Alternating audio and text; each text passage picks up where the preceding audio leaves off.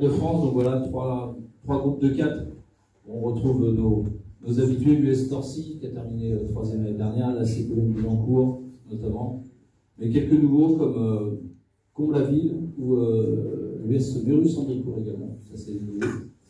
Sur le tournoi national, on a le club le plus éloigné, qui se retrouve donc dans le groupe D, le FC Bagatelle. Alors vous retrouvez dans le tournoi national quelques équipes régionales, puisque le tournoi régional est en complet. On a complété le national avec les équipes du coin. On retrouvera une équipe de Guitry-Messac, puisqu'on va avoir une équipe de Guitry-Messac qui participe. Donc ils seront dans le groupe de Carquefou, Saint-Lô et Éric. Groupe B, Saint-Nazaire, Locminé, Nantes, Saint-Joseph.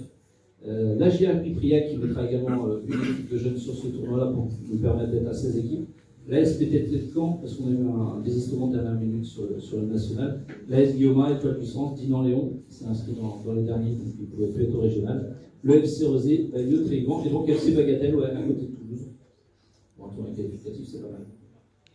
Et donc le tournoi régional, donc là, ça va être la guerre. Donc 32 équipes, 2 places. Donc on retrouve les féminines de Guitry-Messac dans le groupe F. Elles seront donc opposées au Stade Briochin, l'Heureux et la Céronie. Puis sinon, on retrouve tous les plus gros clubs de la région. On a l'US Saint-Malo, on retrouve Cesson, on retrouve également Chartres, Sougères, Erlig-Gavéry. Donc voilà, ça fait un très beau plateau pour la phase régionale et on espère qu'on aura du beau temps. Alors, on est d'accord, nous vivons cette formule 2024 et on va probablement connaître une réforme. Alors quand je dis le mot réforme, on a toujours peur de ce mot, même si au fond le terme réforme, dans l'inconscient, on l'entend à la radio, à la télé, et tout de suite on va penser réforme des retraites, réforme du code du travail, je vais en passer des meilleurs, de l'immigration, bref. On a toujours une connotation assez péjorative du terme réforme, alors qu'au fond, c'est toujours dans le but d'essayer d'évoluer, de trouver des solutions, quel que soit ce qui se passe. Et là, aujourd'hui, Jérémy, on est à l'aube justement d'une réforme 2024 vers 2025. Voilà, donc nous on fait notre réforme, on espère juste qu'elle sera un peu plus populaire que ce que tu as cité. J'en doute pas, j'en doute pas. Donc effectivement, alors ça va être une réforme en 2 temps. Donc il y a cette année le nouveau concept et ensuite il y a la grande réforme de la Ligue des Champions qui va avoir lieu au niveau de l'UEFA. Donc on s'adaptera à cette réforme. Donc pour 2024, c'est l'intégration de la Conference League tout simplement, une 3e compétition. Donc on va vous montrer, si vous arrivez à comprendre notre schéma, comment ça va se passer. C'est là que ça se corse, hein. Voilà.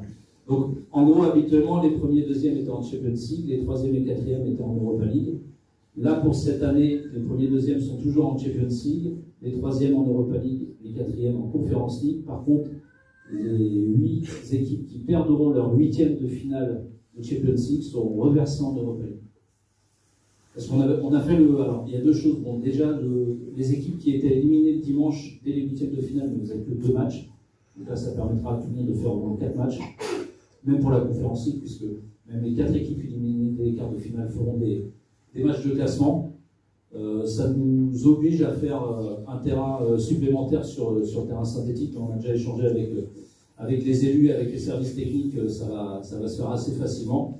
Et donc voilà, on ramène une 3e compétition qui, je l'espère, est normalement destinée à toutes nos équipes amateurs, puisque c'est souvent elles qui ont le plus de difficultés en phase de poule. Donc l'idée c'est de revaloriser nos clubs amateurs à travers cette compétition-là qui sera pour eux, mais également de revaloriser l'Europa League, puisque si je vous prends juste 2-3 noms d'équipes éliminées en 8e de finale de la Champions League l'année dernière, on avait Manchester City, on avait Monaco, on avait le Stade Rennais, donc ça va redynamiser nos compétitions également, et normalement ça devrait nous offrir plus que ça.